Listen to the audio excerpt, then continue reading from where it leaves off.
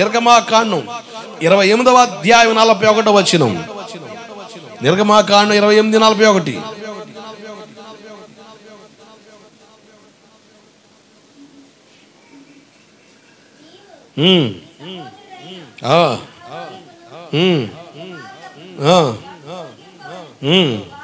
వారు అభిషేకము చేసి, అనాయింటింగ్ చాలా అవసరం, అభిషేకం చాలా అవసరం. 2 రకాల అభిషేకాలు ఉంటాయి. ఒకటి, దేవుని చేత అభిషేకించబడతాం. దేవుని చేత అభిషేకించబడిన వ్యక్తి పరిశుద్ధాత్మతో నింపబడతాడు. ఆమేన్. మనందరికీ అవకాశం ఉంది. దేవుని ఆత్మ చేత నింపబడే అవకాశాన్ని ప్రతి విశ్వాసికి ఇచ్చాడు. You should be anointed. అభిషేకం పొందిన వ్యక్తిగా ఉండాలి. ఒకవేళ దేవుడు సేవకు పిలిస్తే, దేవుడు సేవ అప్పగిస్తుంటే, దైవ జనుడి దగ్గర, నీ నాయకుడి దగ్గర, నీ ఆత్మీయ నాయకుడి దగ్గర అభిషేకం పొంది వెళ్ళాలి. దేవుడికి స్తోత్రం కలుగునుగాక. హల్లెలూయా.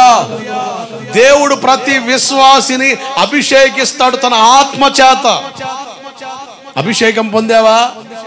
దేవుని ఆత్మ నీలో ఉందా? ఆత్మ చేత నింపబడ్డావా? ఆత్మ కార్యాలు నీలో జరుగుతున్నాయా లేదా? ప్రభా, నీ అభిషేకం, నీ ఆత్మ అభిషేకం నాకు కావాలి ప్రభా అని అడుగు. మనందరం అభిషేకంతో నింపబడాలి. అభిషేకం అంటే ఒక్కొక్కడు తైలాభిషేకం అని పేరు పెడతాడు. నేను ఈ మధ్య కాలంలో ఒక పాస్టర్ గారి గురించి వింటున్నా. మళ్ళీ విచిత్రం, ఆయన కొన్ని ఊర్లకు వస్తాడట.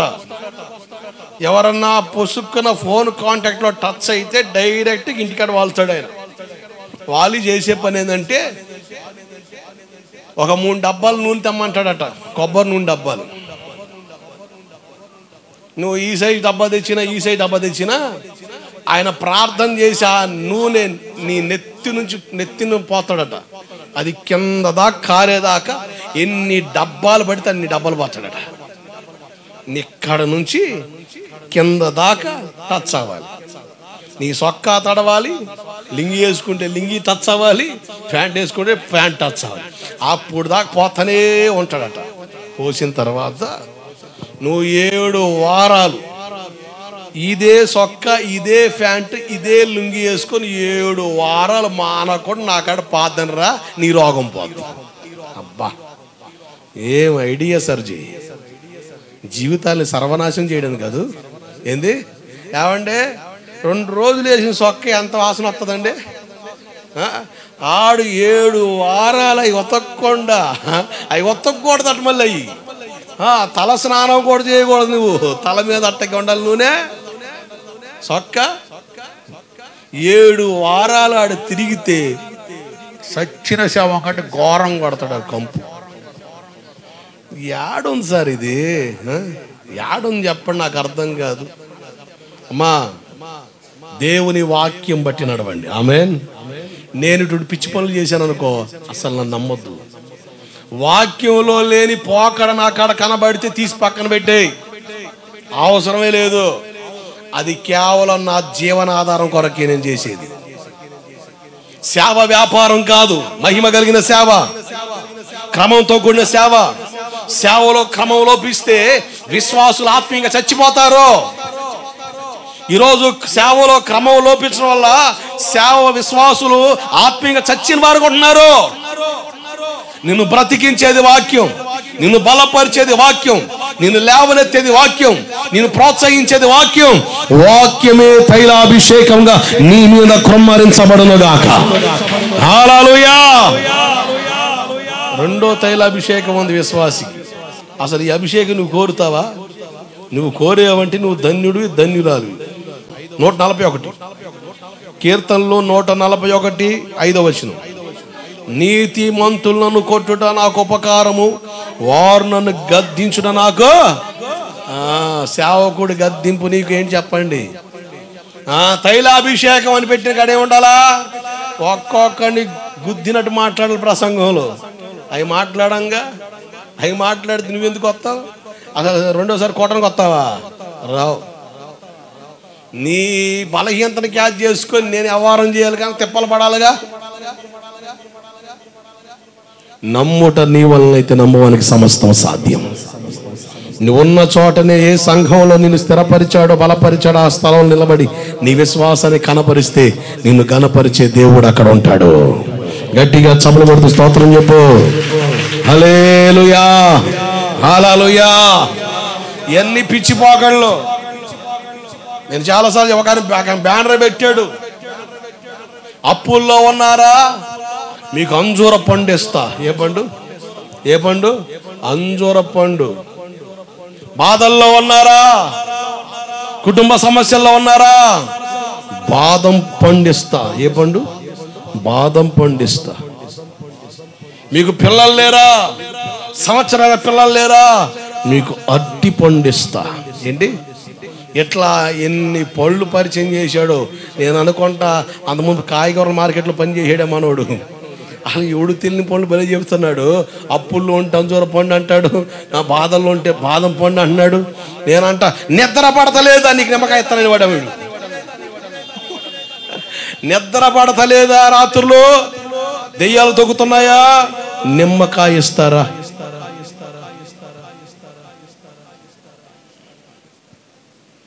వినుకొండేరులో పాస్టర్ గారు ఉన్నాడు, వాళ్ళ ఆత్మీయ కుమారుడు చెప్పాడు. అర్థంకి ఆయన మా ఆత్మీయత అంటే కొన్ని చిన్న మైనస్ ఉందండి. ఎవరు పోయిన కేజీ ఉప్పు తెమ్మంటాడట. ఏంటి? కేజీ ఉప్పు టవల్ తెమ్మంటాడట. ఆ కేజీ ఉప్పు మూట కట్టి నడుము కడతాడట.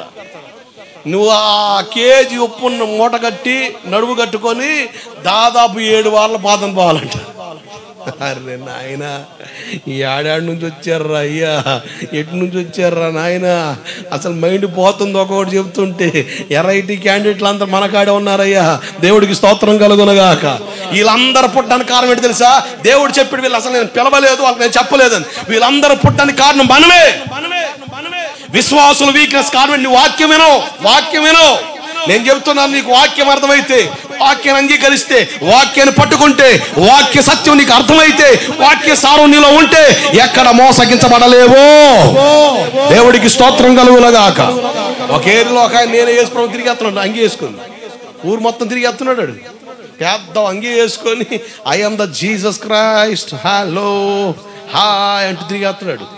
పెద్ద అంగీ వేసుకొని ఈడ్చుకొని మున్సిపాలిటీకి పని లేదు కదా, మొత్తం ఈడ్చుకొని పోతున్నాడు. ఐ ఆమ్ ద జీసస్ అనగానే ఆయన వెనకాల పోతున్నారు వీళ్ళు. వాక్యం నమ్ము. సేవకుడు ప్రకటించేది వాక్యమా? నమ్మంతే. వాక్యంలో లేనిదా తీసి పక్కన పెట్టే అంతే, అవసరం లేదు దానికి. మనం అంత అవసరతే లేదంతే. అభిషేకించబడాలి. ప్రతి విశ్వాసి ఆత్మచేత అభిషేకించబడాలి. రెండోదిగా కీర్తనకాడు అంటాడు, అభిషేకం ఏంటి? దైవజనులు గద్దింపు తైలాభిషేకం. మేము గద్దించామంటే ఏంటి? ఏ కోటం అది? తైలాభిషేకం ఆరాధన జరిగింది మాకను. దేవుడికి స్తోత్రం కలుగునుగాక. మామూలు ఆరాధనగా తైలాభిషేక ఆరాధన. కింద నుంచి పైదా పోసాడు అంగీత తడిచేదాకా. ఆరాధన అభిషేకం, తైలాభిషేకం. సేవకుని గద్దింపునికి తైలాభిషేకం. మరి తైలాభిషేకం ఎవరికి కావాలా? అబ్బాయి అది కాదు. నేను ఫోటో పెట్టుకొని తైలాభిషేక ఆరాధన నరసరావుపేట పల్నాడు బస్ స్టాండ్, ఓ కొత్త బాబు వెలిసినట్టు కొన్నాడే. అయ్యి బాబో, ఈ మొత్తానికి అభిషేకం అంట వచ్చేయండి రా నాయన.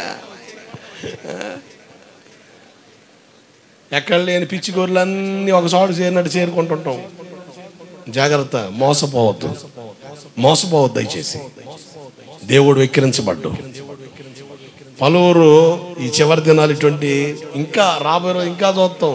వాక్యం లేని స్థలాల్లో మనం ఫలించలేము. వాక్యమే సంఘాన్ని కట్టేది, వాక్యమే విశ్వాసిని యేసుకి సొంతం చేసేది. ఆమేన్, హల్లెలూయా. దేవుడు కార్యాలు చేస్తాడు. ఆయన వాక్కును పంపి రోగులు బాగు చేసి నువ్వు విశ్వాసంతో వాక్యం విను, నువ్వే సాక్ష్యం చెబుతావు. సేవకుడు వాక్యం చెబుతుండగా నాలో ఉన్న బలహీనత తొలగిపోయిందని సాక్ష్యం చెప్పక మానలేవు. కారణం తెలుసా? వాక్యానుకున్న బలం అది. ఆమేన్. వాక్యానుకున్న శక్తి అదే. వాక్యము ద్వారా ఆయన నిన్ను స్వస్థపరచగలడు. వాక్యానికి ఆ బలం ఉంది కనుకనే ఆయన వాక్కును పంపి రోగులు బాగు చేసెను అన్న మాట రాయబడి ఉంది. జాగ్రత్త. సేవకు పిలబడే వ్యక్తి అభిషేకించబడాలి, అనాయింటింగ్ తీసుకోవాలి.